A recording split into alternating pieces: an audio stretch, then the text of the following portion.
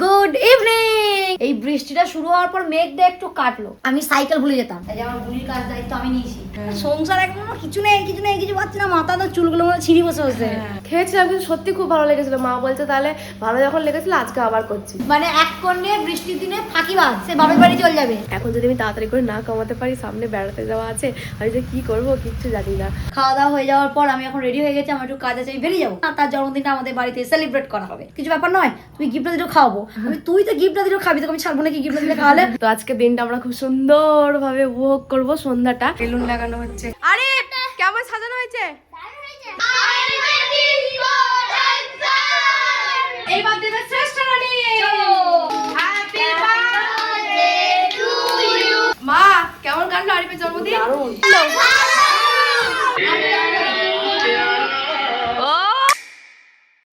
Good evening. নতুন একটা সুন্দর সন্ধ্যায় তোমাদের সবাইকে স্বাগত।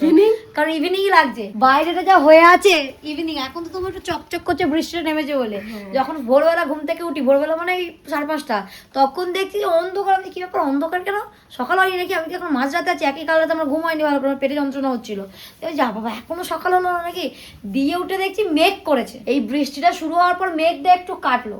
মেঘের যে ঘন ঘন মেঘের অভিমান, সকাল না বিকাল না রাত? সকাল বিকাল রাত বোঝা যাচ্ছে না। এক পক্ষে ভালো লাগছে, কিন্তু দুঃখের বিষয় আমি এখনো সেইভাবে একটা দিন এখনো ভিজতে পারিনি। আর ভেজার একটু চেষ্টাও করছি না, কারণ বেড়াতে যাওয়ার আগে যদি ঠান্ডা লেগেছে, বুনি অলরেডি ঠান্ডা লাগিয়ে ফেলেছে, আমি যদি আবার ঠান্ডা লাগাই তাহলে যাওয়া আমাদের ক্যান্সেল হয়ে যাবে। ওই জন্য ভেজার কোনো প্রক্রিয়া দেখাচ্ছি না। তাই আমি এখন সকালবেলা বিছানাটা লাগাচ্ছি, এটা মাদের ঘরে চাদর। মাদের ঘর থেকে বুনি একটা ডাকলো, কথা বলতে বলতে বলতে চাদরটাকে শুধু নিয়ে চলে এসেছি। আমি পড়তে যেতাম, হ্যাঁ আগে যখন আমি সাইকেল ভুলে যেতাম, মানে পড়তে গেছি যে দিদির বাড়ি, সেই দিদির বাড়ি পেরিয়ে রাস্তা চলে গেছি, আর মনে হেঁটে হেঁটে যাচ্ছি। আমি সাইকেল ইউজ করতাম না, আমি সাইকেল পেরে আসতাম স্কুলে। সাইকেলে তো চেয়ারটা অত সুন্দর ছিল। হ্যাঁ, হেঁটে হেঁটে মুলুক মেরে দিতাম। সব জায়গায় আমি হেঁটে হেঁটে যেতাম। দিদির বাড়ি পেরিয়ে চলে গেছি, তখন মনে হতো এই আমি তো রাস্তা পেরিয়ে চলে এসেছি, আবার ব্যাকে এসে দিদির বাড়ি যেতাম। এরকম হয়েছে, আমি স্কুলে সাইকেল নিয়ে যেতাম, প্রায় টিউশন আমি হেঁটে যেতাম, স্কুলে আমি সাইকেল নিয়ে যেতাম। স্কুলে সাইকেল নিয়ে গেছি, আমাদের 4টা করে ছুটি, হই হই করতে করতে বেরিয়ে পড়েছি। যখন বাড়ি ঢুকবো এই আজ তো আমি সাইকেল নিয়ে গেছিলাম, আবার ওখান থেকে ব্যাক করে আমি সাইকেল আনতে ফিরতাম। তো এরকম আমি প্রচন্ড ভুলে যাই। এরকম বুনি ডাকলো, গল্প করতে করতে চাদরটা ওই ঘর থেকে এই ঘরে নিয়ে চলে এসেছি।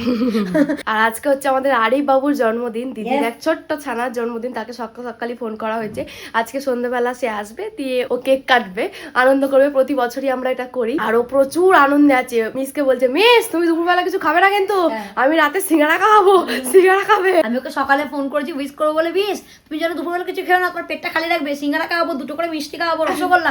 যে রসগোল্লা খাবো না, ল্যাংচা আনবি। আমি রসগোল্লা তোর ভালোবাসি না, আমি ল্যাংচা খাবো, একটা করে ল্যাংচা আনবি, একটা করে কালো জাম আনবি। বলছে ঠিক আছে। আমি দাদুকে তাহলে বলছি, হ্যাঁ বল, রসগোল্লা আনবি না? আমার দিদি আজকে আমার কাজে হেল্প করে দিচ্ছে। আমার বুড়ির কাজ দায়িত্ব আমি নিয়েছি, কারণ আজকে আমি বেরোতে পারিনি। যে কাজটা ছিল আমার, যে কাজ, সে কাজটা আমি করতে যেতে পারিনি। তাই আমি এখন বুড়ির কাজ করছি। বসে থেকে সময় নষ্ট করে লাভ নেই, সময় অপচয় করা কুড়ে ব্যক্তিরা করে, এটা আমার মা করে।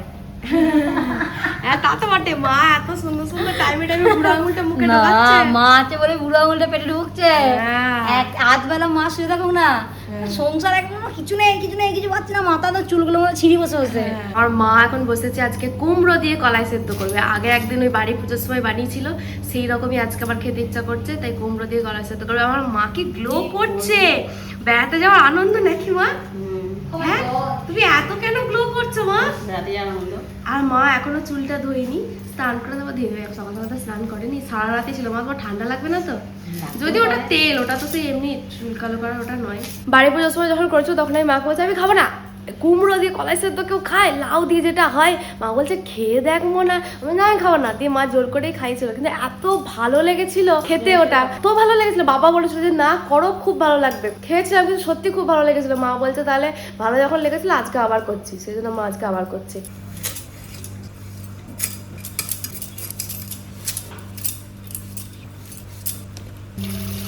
বৃষ্টি পড়ে যাচ্ছে, যার যাই হয়ে যাক, বৃষ্টি কাজ করে যাচ্ছে। আর আমাদের আরিফের জন্মদিনে বৃষ্টি হবেই হবে, প্রতি বছর এটা হয়। বেচারা এত আশা করে থাকে জন্মদিনটা, বাচ্চাগুলোকে নিয়ে ও কেক কাটবে, মজা করবে সবাই একসাথে, কিন্তু এত বৃষ্টি হয় তবুও রেনকোট পরে আর পরেও কেক নিয়ে আসবে, কেক কাটবে বলে। আমার ভালোবাসার বেশ কিছু মানুষদের আমার ছোট ছোট কিছু উপহার দেওয়ার আছে। সেইগুলোকে আমি সুন্দরভাবে এখন গুছিয়ে ব্যাগে রাখছি, মানে যেখানে যেটা যাবে সেখানে সেটা ব্যাগে করছি। হয়তো কিছু ওপরে ছিল, কিছু থানসাটের ওপর ছিল, কিছু মাদের ঘরে ছিল, ওইগুলোকে সুন্দরভাবে আমি যার যেটা তার সেটা ব্যাগে ভরে অর্গানাইজ করে রাখছি, যাতে আমি সময় দিনই সময় খুঁজে পাই। না এই সময়ের দিনই সময় খুঁজে পাওয়াটাই খুব মুশকিল হয়ে দাঁড়ায়। মানে যখন ভাবি রাখি যখন, তখন ও এখানে দেখে মনে থাকবে, কিন্তু যখন আমি কাজটা করতে যাবো আর মাথা দেওয়ালে ঠুকে মাথা ফাটিয়ে 6টা সেলাই পড়লো আমার মনে পড়বে যে আমি জিনিসটা কোথায় রেখেছি। এই যে এখন বিছানার অবস্থা সব এখন ছড়িয়ে ছিটিয়ে আছে, সব কটা আমাদের উপহার দেওয়ার আছে। হ্যাঁ। এই যে 2টো ব্যাগ নিয়ে আছে, এটা অনেকগুলো মানুষকে উপহার দেওয়া হ্যাঁ, আছে। অনেকগুলো মানুষকে ছোট দেওয়া আছে, বড় সব ভালোবাসার মানুষদের, ছোট থেকে একেবারে বয়স্ক সমস্ত মানুষদের জন্য, 8 থেকে 80। পার্সেল রেডি, এবার আমরা ডেলিভারি বয়ের কাছে দিয়ে দিচ্ছি। ডেলিভারি বয় আমাদের এই যে এত বড়, বলছি ঠিকঠাক নিয়ে যাবে যেন, কিছু যেন ফেলো না, কাস্টমার টাকা দেবে না। হ্যাঁ, আমার জন্য একটু দুধ রাখবি। আজকে অনেকটা দুধ আছে, আজকে আমি মনে মনে ঠিক করেছি, তাই আমি বুনির জন্য আগে দুধ রাখবো। না তুই রাখিস না, প্রত্যেকবার ভুলে যা। ভুলে যাক, সেদিন একদিন ভুলে গেছি, 4 দিন একদিন ভুলে গেছি, তুই রোজ তা ফোঁকালি।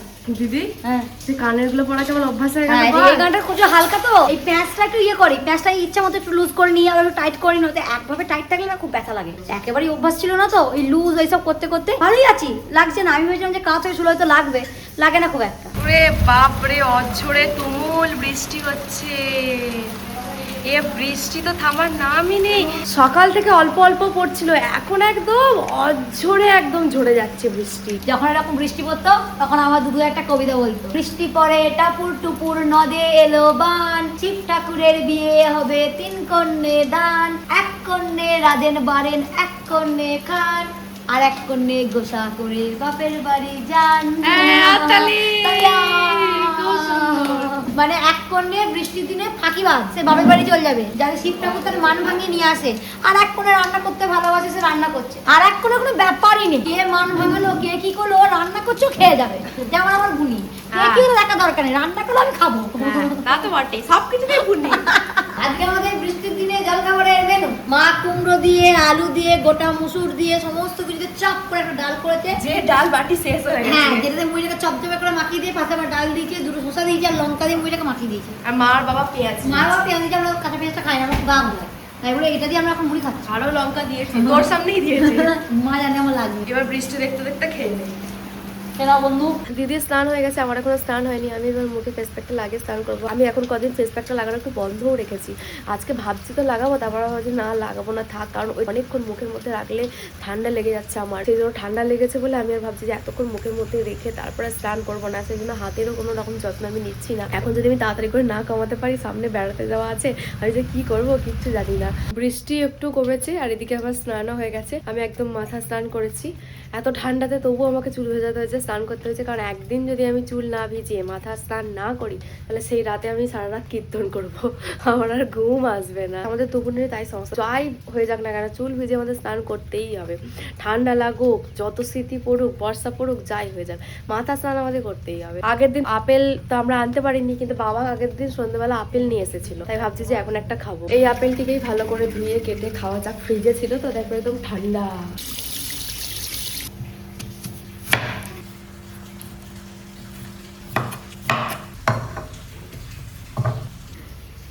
আপেল না, বাবা তো ঘুমাচ্ছে, বাবাকে পরে তাহলে অন্য একটা খেতে দেবো। এটা এখন আমরা খেয়ে নিই, বাবাকে পরে দেবো। দিদি আপেল, আমি কি দেখছিলাম বলতে একটা রেসিপি, পনির জিলিপি।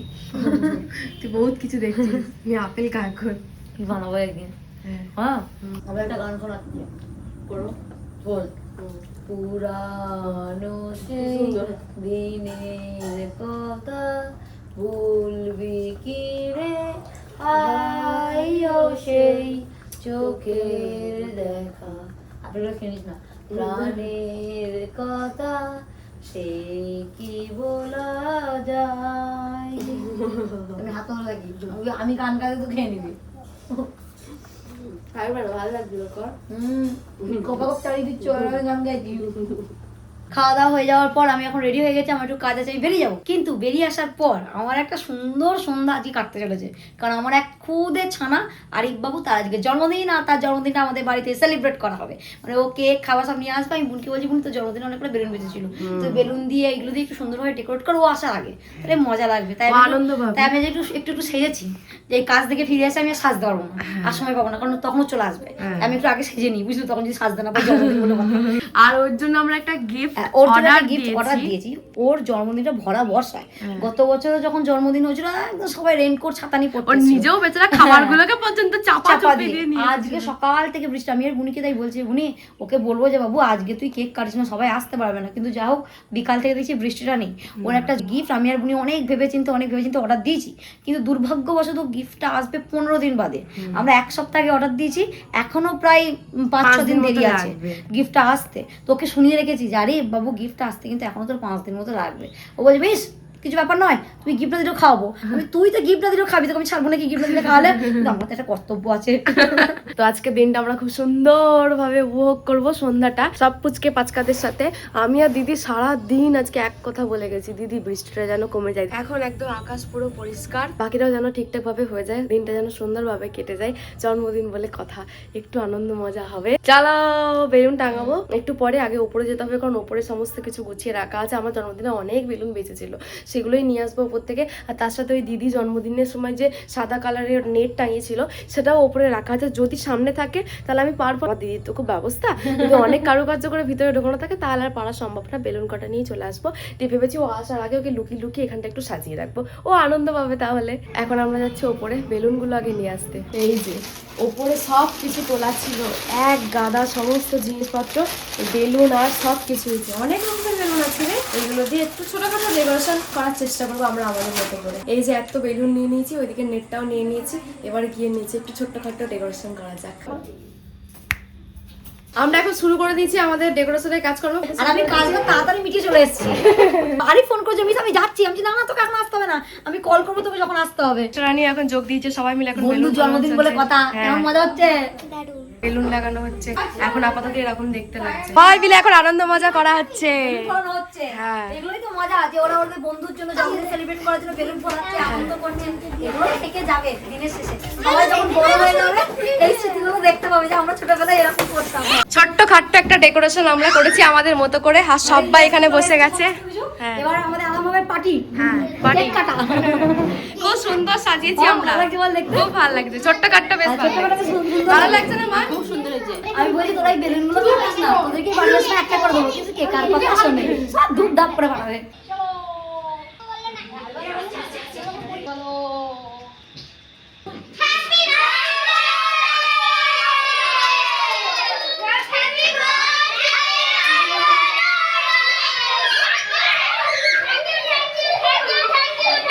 Happy birthday! আরে কেমন সাজানো হয়েছে? দারুণ হয়েছে। চলো, মাইক নিয়ে এসেছে।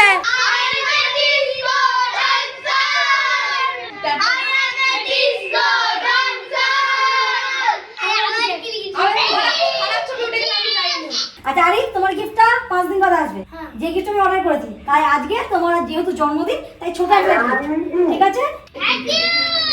এটা মেশ কামিয়া মেজাল তরফ থেকে, আর আমার ছোট মিশে দেরি আছে। ও বাবা, ছেলেটা বড় হয়ে গেছে, বড় হয়ে গেছে। বলে অন্য দেবে।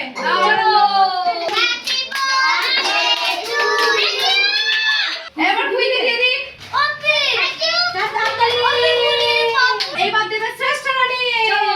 হ্যাপি বার্থডে, আমার খুব পছন্দ। ও নাকালি রানী সব হ্যাপি বার্থডে। রোহন দাদা দেবে। আরে বাবু, বাহ,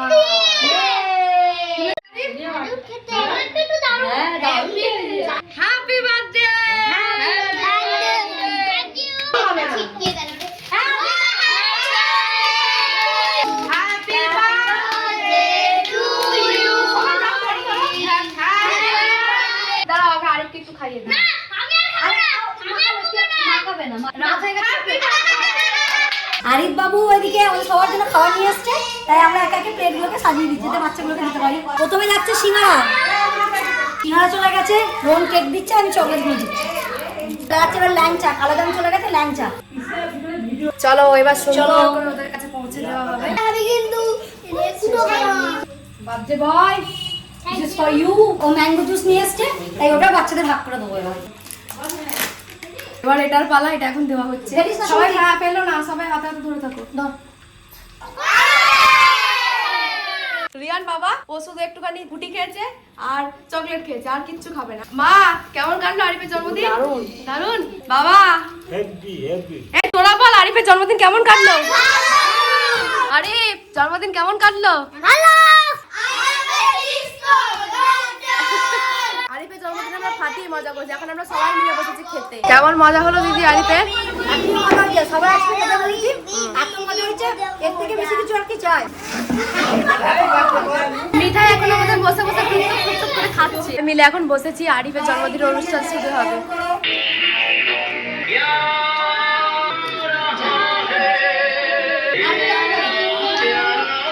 ও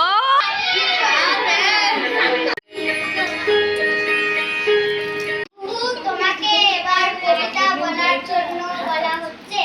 হাততালি। সবুজ মাঠে নতুন বাতাস গজে উঠেছে। আরিফ ব্যাগ ভর্তি গিফট পেয়েছে। ওরে বাপ রে, ব্যাগ ভর্তি করে আমি আমার ব্যাগ ভর্তি করে নিয়েও যাচ্ছি। বাহ। সবাই দেখো, 1 2 3